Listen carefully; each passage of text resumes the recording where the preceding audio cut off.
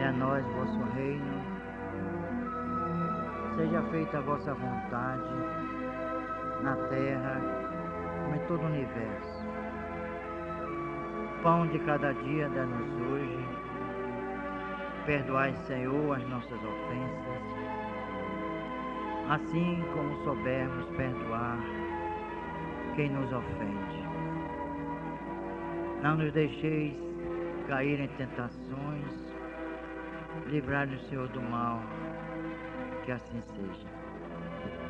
Com esta prece, com a permissão dos espíritos mentores da nossa casa, nós abrimos a reunião da noite de hoje com votos de paz para os que se encontram em aflição. Que Jesus seja louvado. Bom, antes de iniciarmos aqui a nossa conversa da noite, nós temos aqui a fita Espiritismo, Mitos e Mistérios, para quem quiser. Falar nisso, nós vamos fazer no princípio de julho, os da Caldeia, os aspectos espirituais e cabalísticos, né, dos judeus ou dos hebreus, melhor dizendo, que vocês não vão encontrar na Bíblia. Não há no Velho Testamento assim menções, alusões objetivas a respeito do ocultismo. Moisés mesmo foi iniciado com Jetro, o seu sogro, pai de Séfora. Ele foi um dos iniciados, mas se desviou, né? Entrou pelo caminho do autoritarismo, do déspota esclarecido. Mais ou menos por aí. Então nós temos aqui alguns avisos. Olha, diz que as notas fiscais agora podem ser doadas às instituições filantrópicas, não é? Então vocês que tiverem notas fiscais e quiserem nos doar, podem fazê-lo. Procurem Eugênia ou Lúcia e nós vamos agradecer muito, porque como vocês viram aqui, a creche já está praticamente pronta. Já tem o piso, os azulejos, os vasos sanitários dos meninos e das meninas, banheiro, já está, a estrutura já está toda montada. E aí nós vamos precisar de ajuda. Que as crianças vêm para cá de manhã, só saem à tardinha. E aí nós vamos, né, sem tráfico de influência, né, porque às vezes as crianças são escolhidas conforme, né, porque é filho de fulano, prima de ciclano, não é? As pessoas vão ser selecionadas, pessoas carentes, e as crianças serão atendidas com todo carinho.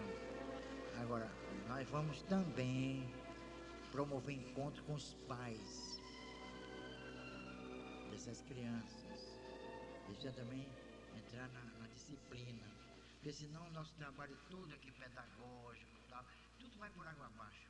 Chegar em casa, pronto, é outro mundo.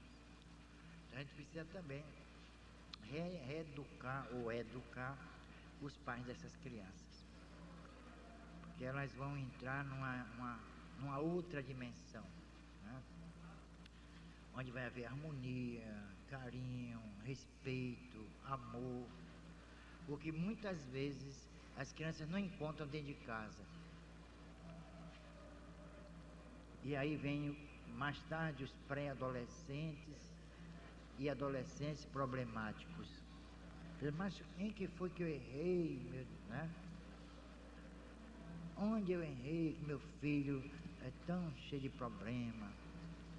Então nós vamos trabalhar com os pais, para que eles também possam desenvolver, né, determinados critérios e adotar certos valores que não prejudiquem o nosso trabalho. Para quem não sabe, o perispírito é o chamado corpo sutil, né, ou corparomal, como diziam os antigos da escola neoplatônica de Alexandria, ou então o Ka dos egípcios. Há mais ou menos 3.500 anos, os egípcios já conheciam o perispírito. Há até registros, né, pictóricos nas pirâmides, nos interiores das câmaras mortuárias dos faraós e altos sacerdotes, né, ou iniciados no culto de Ísis, Osíris, Anubis. Eles conheciam o perispírito, eles sabiam, né, da existência do perispírito. E um dos grandes iniciados e que revelaram ao homem, ao mundo, a existência do perispírito como corpo sutil, e que depois foi chamado de MOB, modelo organizador biológico, pelos pesquisadores modernos da atualidade, foi Hermes Trismegisto, 3 vezes grande, 3 vezes mestre. Isso 3.500 anos antes de Jesus. Ele dava assim uma ideia de que o homem não era apenas o corpo físico, mas era um ternário, corpo, perispírito e espírito. O espírito eles chamavam de Ba, e o perispírito chamava de Ka.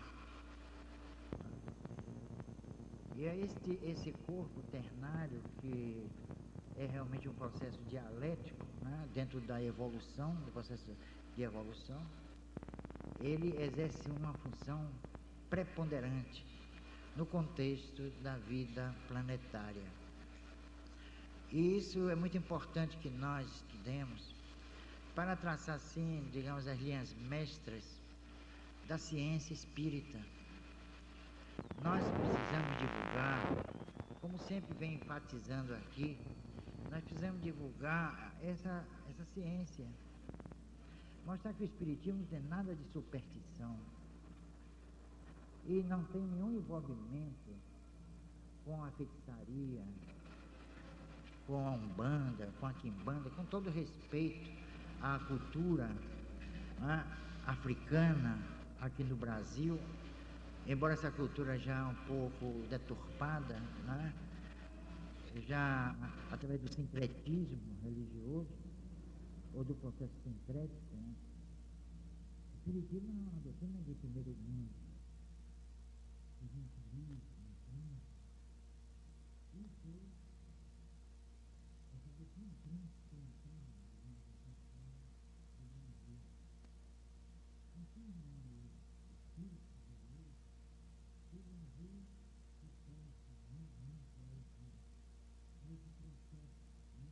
Desenvolvimento de ideias ligadas ao ser, ao destino, ao espírito.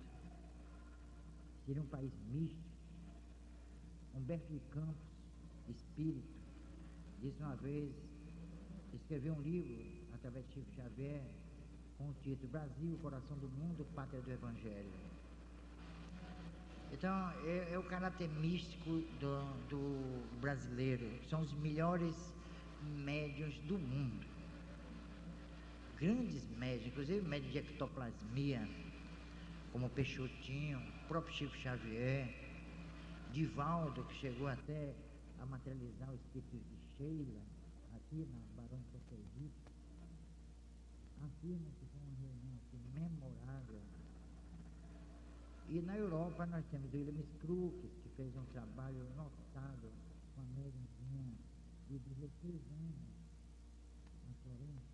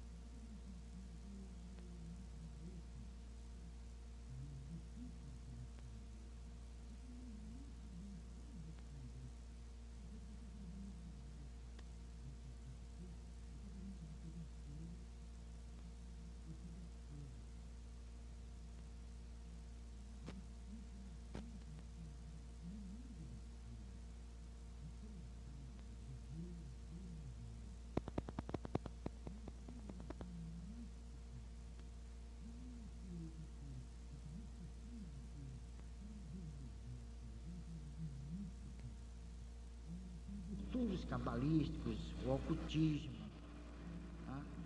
Aqueles estudos fundamentados em pesquisas levadas a efeito por grandes magos do passado e que não são conhecidos porque ninguém revela o trabalho desses homens.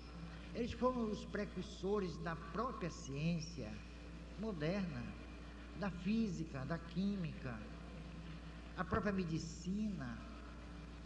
Vocês já ouviram falar em Hipócrates, né? Que é um símbolo da medicina, é o pai da medicina. Ele usou também de ocultismo, ele usou de práticas ocultistas. O Paracelso também usou. Paracelso estudava o perispírito, isso no século, se não me falha a memória, 17. Ele estudou o perispírito e trabalhava com o perispírito. Ele fazia aquilo que mais tarde, 2 séculos depois, os magnetistas iriam fazer, a projeção do duplo através de passes magnéticos. Não é através da hipnologia, não, da hipnose, mas através do que ele foi chamado mais tarde de sonambulismo. Mas sonambulismo não é aquela história do sonâmbulo, a pessoa que anda dormindo. Aquilo ali tem que ter outro nome. Tanto que os próprios estudiosos não querem chamar de sonambulismo, quer dizer, noctâmbulo. Os noctâmbulos, quer dizer, os que vagueiam principalmente à noite, sentam à mesa, escrevem um tratado de filosofia e o sujeito é analfabeto de pai e mãe. Esse é o verdadeiro sonambulismo. Kardec fez assim, é uma luz projetada na psicologia. Por quê? Que vai se estudar o perispírito. Mas acontece que o perispírito não existe para a ciência oficial, só existe o corpo, e tudo tem sede no cérebro, não é isso? No cérebro estão os pensamentos, as ideias inatas, os valores, as vocações, o instinto, o raciocínio, a atividade apolínea do homem, quer dizer, baseada na razão e na estética. Então a estética, por exemplo, está no cérebro do indivíduo. E por que os gregos diziam uma coisa interessante? Tucídides, por exemplo, ele dizia, num bloco de mármore há uma figura, há uma imagem que vai se revelando à proporção que ele vai sendo cinzelado, vai ser lapidado. Isso mostra que a estética não está no cérebro, mas identificada nas coisas. Isso é muito interessante, não é? Então, se não existisse a percepção humana para captar os valores estéticos, como o homem poderia criar de uma forma tão magnífica determinados, né, ou expressar de uma forma tão magnífica certas imagens, ou certos valores chamados imagéticos, que fazem parte da sua própria mundividência, ou da mundividência planetária, ou da mundividência cósmica. Então as coisas não estão no cérebro, mas o cérebro é um instrumento de que se vale o espírito, através do perispírito, para existir no plano físico, depois no plano transfísico, no plano chamado imponderável. Então ele tem 2 corpos, um para existir aqui neste plano, o outro para existir, digamos assim, no plano espiritual. Ele, espírito, a centelha divina, como disseram os espíritos a Kardec, e que é uma expressão cabalística, e muita gente não sabe.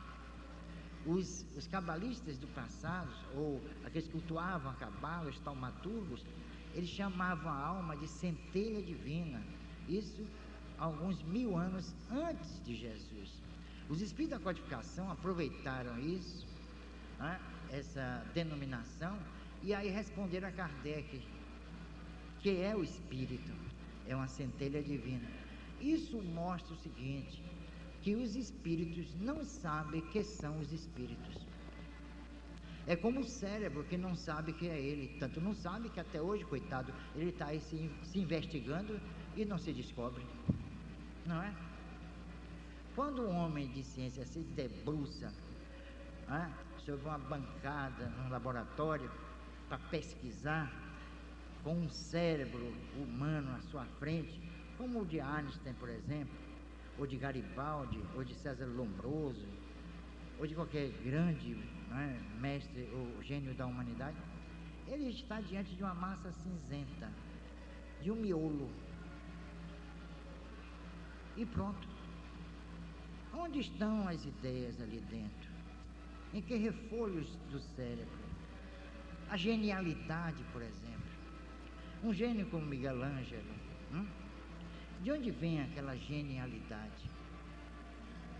Um Chopin, um Bach, Beethoven, de onde aquelas notas musicais que eles compuseram e que deram origem a sinfonias, a música clássica maravilhosa, que eleva, que encanta, que deslumbra e que faz com que o próprio espírito, numa posição ascética, se encontre. De onde vêm essas notas tão bem combinadas, tão bem estruturadas? Existiam no cérebro ou fora dele? Então, se essas atividades intelectuais são endógenas ou são percebidas?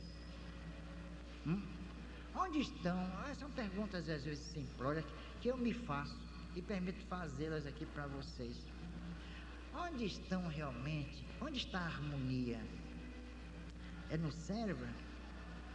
A inteligência, as ideias, os valores estéticos. E por que nós chegamos a esse ponto de sofisticado de apreensão, de percepção intelectuais?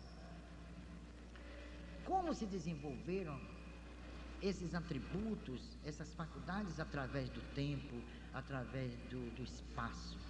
Tempo e espaço que nós ainda não concebemos. Uma pergunta que minha netinha me faz, mas minha neta não é brincadeira. Ela diz assim: meu avô, por que as pessoas envelhecem? E eu fiquei embatucado lá. Aí eu fui estudar tempo e espaço. Olha, foi um negócio sério. Não encontrei até hoje respostas, nem Einstein com seu princípio da relatividade, nem nenhum dos grandes mestres da física, da astrofísica, conseguiram me responder o que é tempo e espaço. Desde épocas imemoriais que se trabalha sobre este tema, tempo e espaço. Que é tempo, que é espaço? É tempo e espaço ou tempo e espaço? Como nós envelhecemos? Como o tempo passa? Como nós rotulamos, o tempo passa. Como ele, será que ele obedece a esse processo de rotação? É um enigma ainda. Aí quando acabar, esses mestres, expem coisa nenhuma, vocês não acreditam em nada, não acreditam no espírito, não acreditam em coisa nenhuma. Olha, isso é um atestado de imbecilidade. Não, mas é uma imbecilidade patológica, com direito a barba e tudo. É como a matéria também. O que é a matéria? Vocês podem ler os grandes mestres. Carl Sagan mesmo diz uma coisa espetacular. Eu contei aqui outro dia, ele ficou surpreso que depois que os pais dele morreram, que ele era muito apegado aos pais e os pais a ele começou a ouvir a voz da mãe e do pai chamando-o. E aí um dia ele viu a própria mãe. E aí ele disse: olha, isso é uma projeção do ego subliminal. Eu não sei até hoje o que é ego subliminal. Que expressão bonita, né? Ego subliminal, projeção do ego subliminal. Quer dizer que a mãe dele era um ego subliminal. É igual a ideia dos antigos, os grandes mestres do passado, que achavam que a Terra saiu de um ovo. É o ovo cósmico, tem essa ideia, né? Do nascimento da Terra, brotando como Big Bang. Ele explodiu assim a casca do ovo e apareceu a Terra, majestosa e azul. Né? E aí ele disse, olha, ele achava então que era uma alucinação. Achava que a mãe era uma alucinação, é uma projeção dele. E aí ele vai pela psicanálise tentando explicar aquele desejo muito grande de ver a mãe, então ele projeta psicamente uma projeção teleplástica, e lá vai, mas não explica nada, quer dizer, nega o espírito. Mas com que objetivo se nega o espírito? A troco de quê? Em que beneficia o homem negar a sua imortalidade? Isso, pelo contrário, eu acho que isso deprime o homem, eu acho que amesquinha a própria vida. Torna como disse Sartre, acho que foi Sartre que disse que o homem é um ser inútil. Aqui na Bahia disse que menstruação era inútil.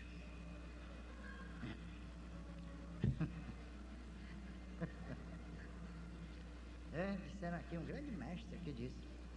Então, coitado dos mestres brasileiros.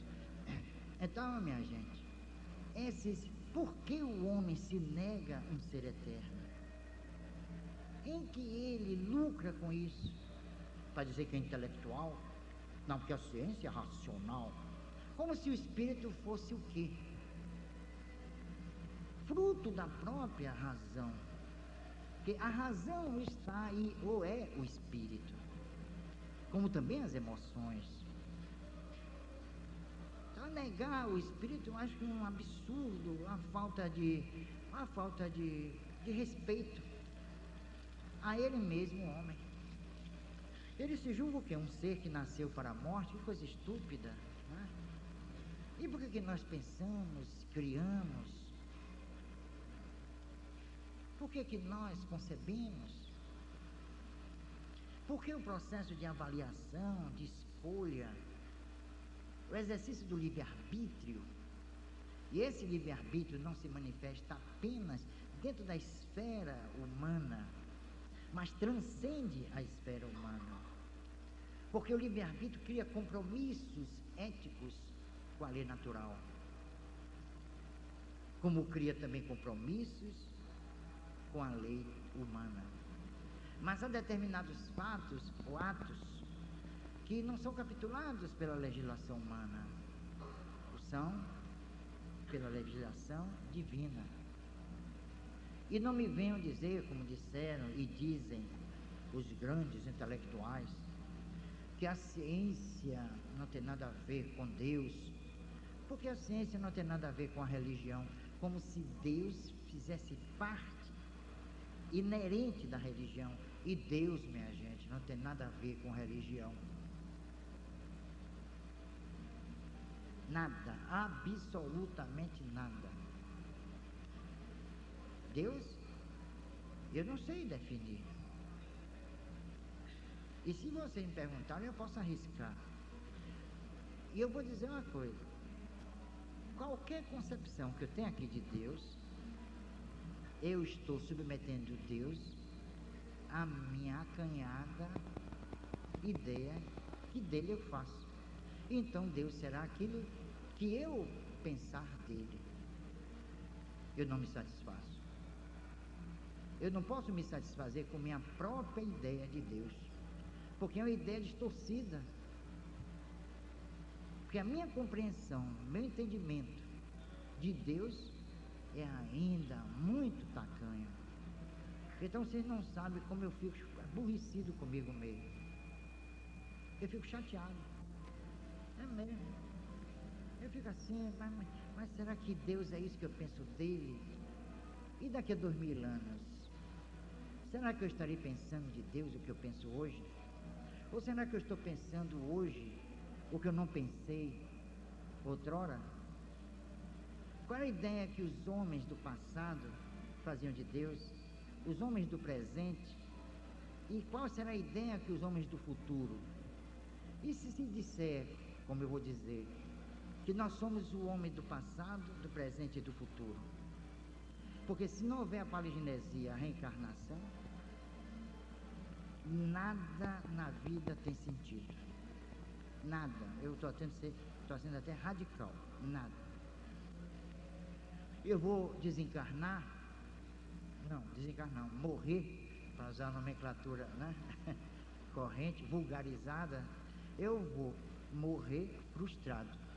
Ou melhor, eu morreria frustrado se não me entendesse, ou me aceitasse, ou me reconhecesse como um ser eterno.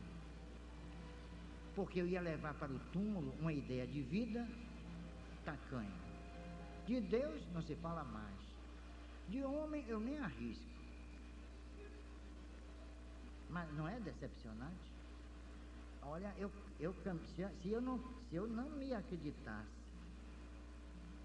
imortal, e mesmo se eu não conhecesse a doutrina espírita, eu me inventaria imortal para não sair deste mundo frustrado. Aliás, eu nem sairia, porque tudo que está no cérebro desaparece com o cérebro, ou não?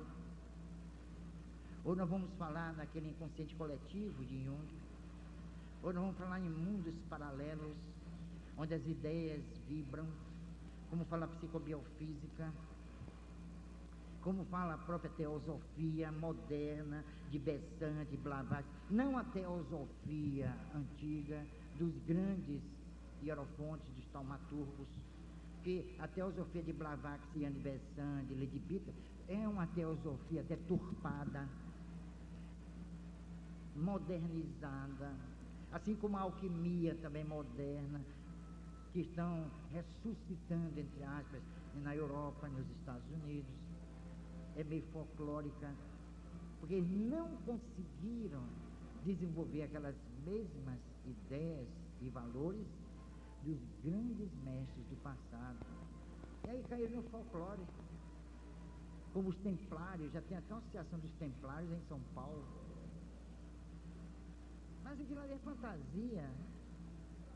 É verdade, eu estou sendo até meio injusto, mas tem que dizer a verdade. Então a ideia que eu faço de Deus, de mundo, de homem, vida, é muito tacanha. Eu às vezes me envergonho.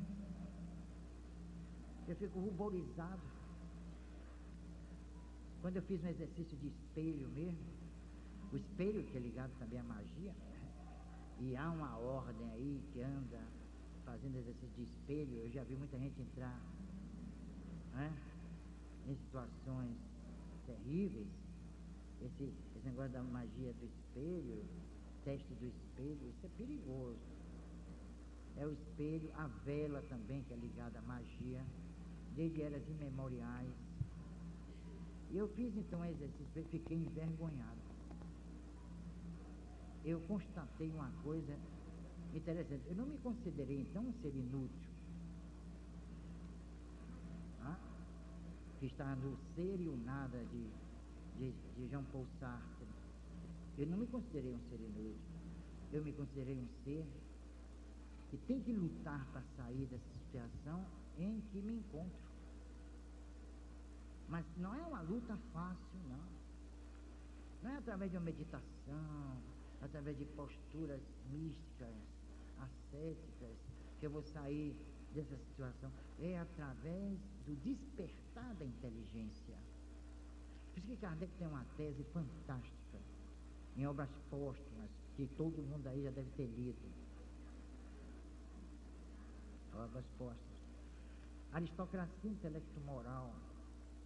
Ele diz taxativamente, primeiro devemos desenvolver a inteligência para entender a lei de Deus. Entender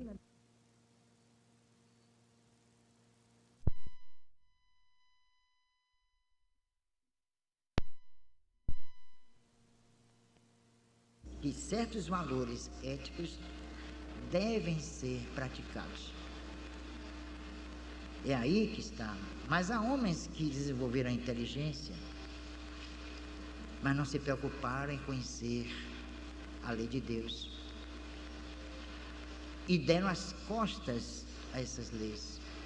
Leis que vocês vão ver dentro do livro dos Espíritos, a lei de destruição, a lei de natural, a lei de liberdade, a lei de igualdade, que foram considerações de Kardec, trabalho de Kardec e dos Espíritos, foi uma coisa notável. A lei de liberdade e de igualdade do livro dos Espíritos, em 1857, olha, essas duas leis são, para mim, os pródromos da filosofia moderna. Mas não é filosofia no sentido assim, helenístico, grego, mas a filosofia no sentido de vida política, de existência política. E quando eu falo em política, o espírito não se mete em política, né? Vocês já viram dizer isso? Mas que coisa mais tacana. Então é isso que liberdade e igualdade são dois conceitos, dois valores que o homem sempre buscou. Olha, algo aí que eu também poderia sair frustrado desta vida. Eu não sei, e vou sair sem saber o que é liberdade. E vou saber, também não, vou sair sem saber o que é igualdade. Igualdade em que aspecto? Os próprios apóstolos, não entendendo as colocações de Jesus, principalmente em suas parábolas, eles criaram a comuna, chamada comuna apostólica. Foi a primeira manifestação comunista, né? Não é? De uma forma, não digo deliberada, mas com certo sabor, assim, de estabelecer aquela paridade social. Eles se enganaram. Jesus falava da igualdade perante a lei de Deus, e não a igualdade entre os homens com base nos fatores socioeconômicos. Tanto que eles fizeram o seguinte: eles venderam todos os seus haveres e constituíram um fundo comum de participação. Todos tinham tudo e ninguém tinha nada. Foi um erro crasso. Porque Jesus estava falando da lei de Deus, a igualdade perante a lei. Agora só tem uma coisa: todos somos iguais perante a lei de Deus, mas a lei de Deus não nos trata igualmente. Não é porque fulano mereça ou não, mas é a questão do exercício do livre-arbítrio.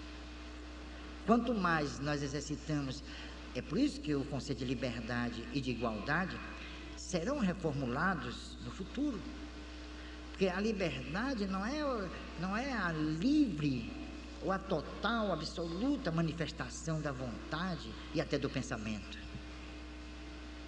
Não é isso. É muito mais do que isso. A liberdade não tem apenas, e não se restringe, nem se limita ao exercício chamado agora tão comumente de cidadania. A liberdade tem outros aspectos que não são considerados e não são levados em conta, como também o princípio da igualdade, e que nós deturpamos ao constituirmos a sociedade, as culturas. Nós nos distanciamos e nos tornamos desiguais. Mas por incrível que pareça, e como Jesus pregou, nós somos iguais perante a lei. Pouco importa a cultura ou a sociedade, pouco importa os valores que nós adotamos, criamos e adotamos, porque a lei de Deus é uma lei sábia e justa. Ela funciona, ela se adequa como a água ao copo, conforme cada valor, os valores que estão presentes nas diversas e díspares culturas na face da terra. Isso, grosso modo, nós podemos dizer: o que é certo para o Brasil, ou no Brasil, não o será na China. Isso, aliás, Voltaire chegou a falar sobre isso no discurso do método. Não que ele estivesse defendendo, não foi Voltaire, foi Descartes, René Descartes. Mas Voltaire também escreveu um trabalho sobre isso. Então, Descartes, ele também no discurso do método, ele fala sobre essa questão do problema cultural, cada cultura apresentando certos valores, costumes, não é? Eu estava fazendo um trabalho e encontrei uma coisa interessante a propósito. As múmias de jade na China imperial, numa dinastia 2.500 anos antes de Jesus. Essas múmias de jade costuradas a fios de ouro. É um negócio assim, é um tesouro. E lá dentro o cadáver do príncipe ou de um rei, de um nobre, perfeitamente conservado. Isso fazia parte da cultura chinesa, ou da China imperial. Mas nós não vamos encontrar similares em nenhuma outra cultura, a não ser entre os egípcios, mas de uma forma completamente diferente e com conotação também diversa. Então essas culturas apresentam determinados, ou uma tecnologia, ou procedimentos específicos. Outras culturas não apelaram para a mumificação. Uma ou duas, entre os pré-colombianos, os egípcios, os chineses. Então isso mostra que o conceito que eles tinham de vida e o conceito que eles tinham de morte. E um conceito entre a morte e a vida. Eles permeavam vida e morte. E no meio, ele falava, sabe o que? Uma coisa interessante. Vida, morte, existência. Eles conseguiram fazer uma diferenciação entre a vida e a existência. Então, em documentos antigos tem assim: vida, todos os seres têm. Existência, somente o homem. Aí é que está. Por quê? Porque nós pensamos, raciocinamos, decidimos e temos a força. Vejam só, isso é extraordinário. Nós temos a força de criar nossos próprios deuses, que são, na verdade, nossas projeções. Se existe o ego subliminal, Deus seria um ego subliminal, porque é o reflexo do homem. É uma espécie de ícone. Seria uma espécie de ícone do homem, Deus, criado à imagem e semelhança do homem, conforme a sua cultura. Aí vocês vão ver Deus nas diversas culturas. Então a lei de Deus, que rege todo esse processo, é uma lei sábia, porque ela se amolda a toda essa processualística, a todos esses valores que fazem parte dessas sociedades. Ela não é como muitos pensam e como as religiões pregam. É uma lei que incide sobre o homem, sobre o ser. E aí vem os estudos, por isso que surgiu a chamada mecânica quântica, que é o estudo do mundo, ou do submundo atômico. As partículas estudadas separadamente, mas sem dissociá-las do todo. É como também a sociedade. Deus incidindo sobre o homem, mas a sua lei valendo para um processo generalizado. Um processo socializado.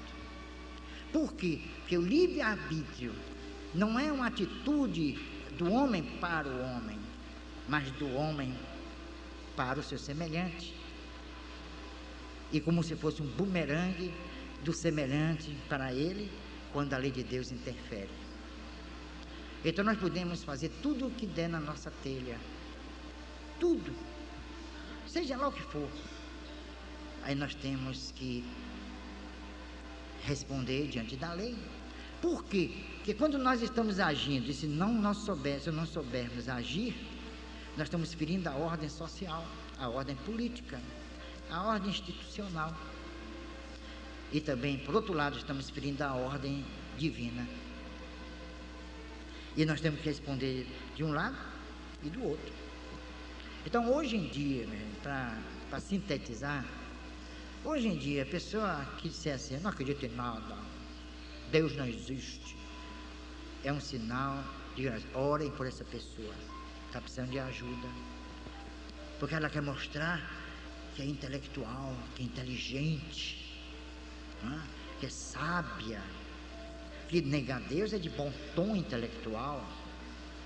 E isso floresceu até no Brasil, numa determinada época, e até hoje. Não, Deus não existe. A religião é o ópio do povo. Não chega a isso, mas que o próprio povo a criou. É fruto dos próprios homens. Porque se não se pensar assim, eu não desculpem aí, eu sei que talvez eu fira certas susceptibilidades religiosas de algumas pessoas presentes, mas eu estou falando por mim e eu tenho direito. Não se ofendam pelo que eu digo, porque eu já estou cansado de me ofender. Chega. Então eu não posso entender um Deus que está aí. Eu não posso definir um Deus conforme, como eu disse no início, conforme a minha tacanha percepção. Eu estou aguardando ainda.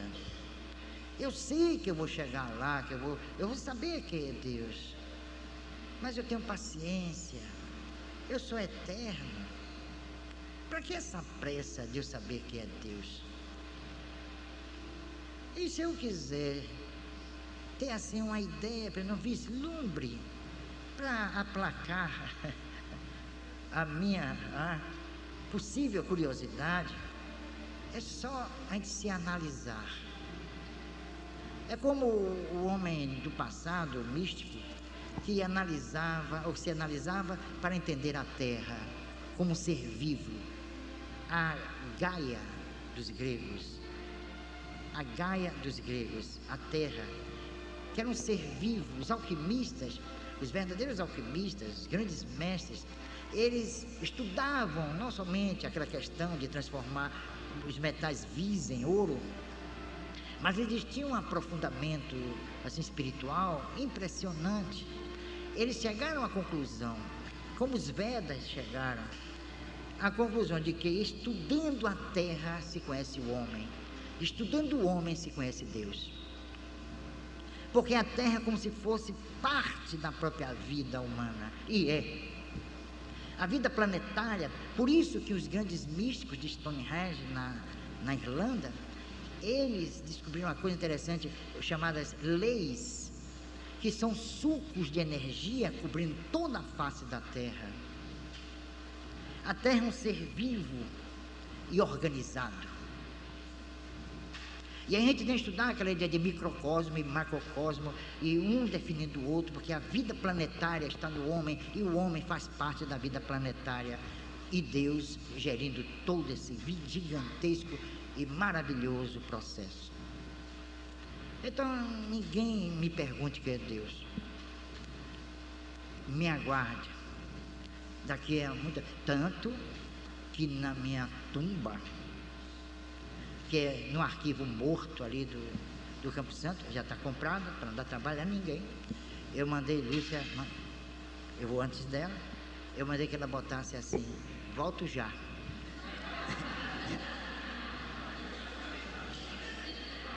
Porque eu vou voltar mesmo. Certeza absoluta. Senão eu não estaria aqui com vocês. Tudo isso aqui seria balela, retórica, discurso vazio, se eu não tivesse a certeza absoluta de que ia voltar.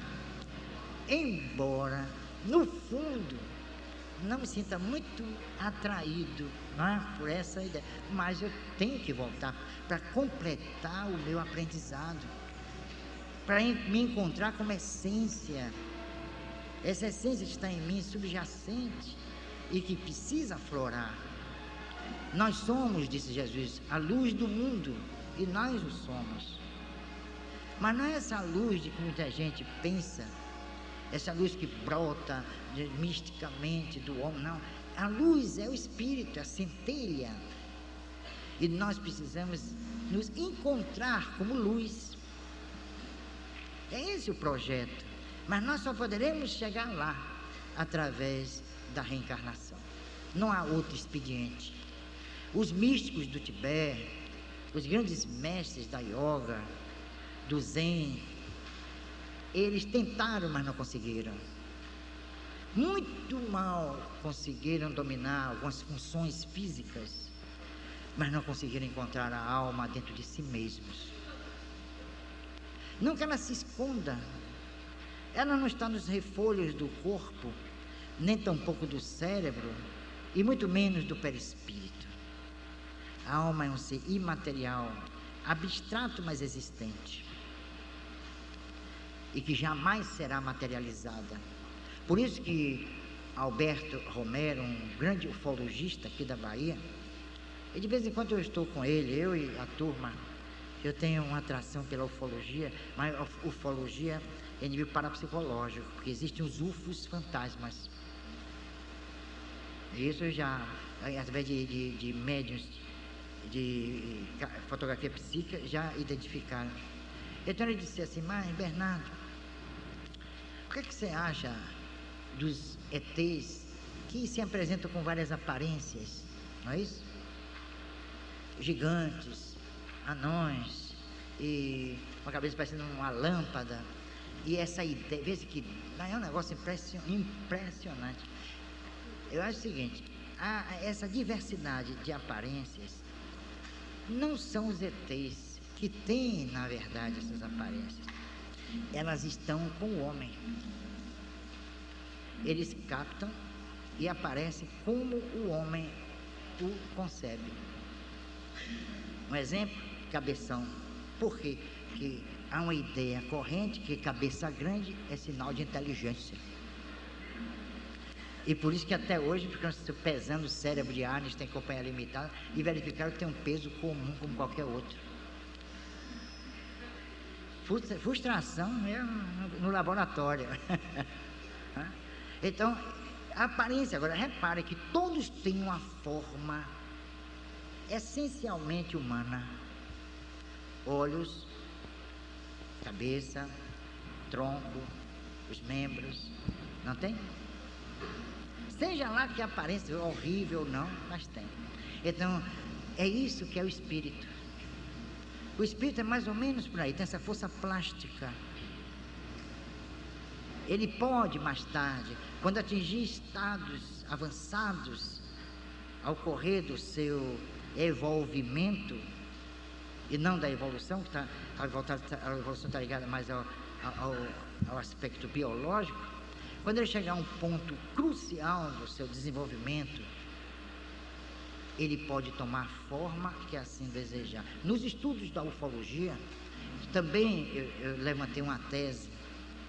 Essas teses têm sido apresentadas fora do Brasil, que certos discos são nada mais, nada menos que a projeção psíquica dessas criaturas, desses seres. Por isso aquela mobilidade fantástica, como a mobilidade do pensamento. Bota 300 mil anos aí, ou 300 mil quilômetros, sei lá, a velocidade da luz, sei lá das quantas. Então, a mobilidade dessas esferas, ou então tem formas também variadas, são psíquicas. Isso aí é muito interessante porque revela o espírito em sua dimensão avançada.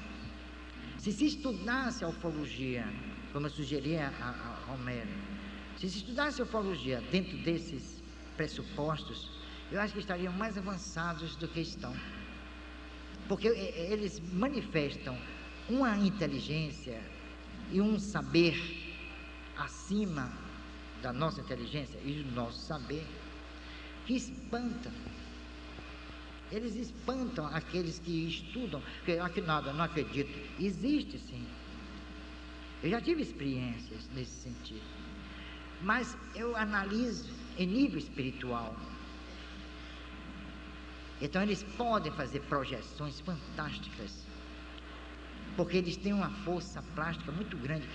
Exemplo, para encerrar, grosso modo, as fotografias psíquicas tiradas no laboratório da Universidade da Pensilvânia com o Dr. Eisenberg, com Ted Sirius, um grande sensitivo, mandavam que ele pensasse em alguma coisa ele pensava em uma máquina especial colocada aqui no chamada a terceira visão, não é? Ou chakra frontal. A terceira visão é conhecida desde épocas imemoriais. E tem livro de Lobsang Rampa, você já ouviu falar, Lobsang Rampa? Eu descobri que ele nunca esteve na Índia, era um inglês. O médico de Lhasa, ele nunca teve em Lhasa, não, lugar nenhum, era um inglês, enganou todo mundo. Lobsang Rampa, ele deu esse nome, era um inglês, no interior da Inglaterra, faturou mesmo, ficou rico. Então, aí veja só, grosso modo, quando revelaram, apareceu uma imagem. Tudo que ele pensava foi fotografado. Chama formas pensamento. Isso mostra, isso evidencia que nós temos uma força plástica, criadora, que ainda não foi estudada, que ainda não foi analisada por preconceito científico. E esses estudos vêm sendo feitos agora na Universidade de Stanford, nos Estados Unidos, a fotografia do pensamento. Então veja, nós não estamos nesse estágio ainda, muito a desejar, já conseguimos fotografar o pensamento. Então esses seres, se é que eu posso assim chamá-los, que força psíquica não tem para criar determinados artefatos conforme a ideia que o homem estabeleceu a respeito desses próprios artefatos. Então eles pegam a imagem plástica do homem e se apresentam ao homem como ele realmente criou. Como o homem não acredita nele mesmo como ser eterno, ele não pode acreditar numa individualidade ou num ser espiritual. Não é? Antes de acreditar no espírito, se acredita em espíritos. Essa é uma recomendação oportuna. Já eu acredito no espírito, mas nós precisamos nos acreditar, ter essa convicção de que somos eternos, a fim de que possamos modificar a sociedade, a fim de que possamos estabelecer normas, regras, leis que atendam às nossas aspirações de seres eternos. Que toda a sociedade brasileira é religiosa, mas a sua legislação não é. Toda legislação humana nega o espírito. Toda legislação humana nega a reencarnação. Toda legislação humana nega a lei de causa e efeito. Para os legisladores, os homens nasceram para a morte. E os próprios legisladores se levantam das suas bancadas, nos congressos, nas assembleias, e vão para a missa ou vêm para o centro. É um paradoxo. O que é que ele é, afinal? Eu sou religioso. Mas quando ele senta à mesa com seus pares, ele não se lembra de Deus. Espírito nem pensar. Ele só atinge o homem naquele espaço de tempo da vida e da morte. Parece até dois opostos. Parece que há um conflito entre vida e morte. Parece duas realidades. Uma traz alegria, o nascimento, a outra a tristeza, o desespero, a angústia. Sair deste mundo é uma coisa terrível. E as pessoas se agarram aqui. Nós nos agarramos a este mundo. Já não basta a lei da gravidade que nos chumba a terra. Já não basta que esse corpo que nós amamos vai desaparecer. Eu acho que quando eu sair desse mundo, eu não vou chorar pelos que ficaram apenas. Eu vou chorar pelo meu corpo. Foi meu amigo, meu companheiro. Suportou as doenças, fruto das minhas inconsequências, dos meus atos contrários à lei de Deus. Eu posso não venerá-lo, mas vou respeitá-lo até a morte. Muita paz.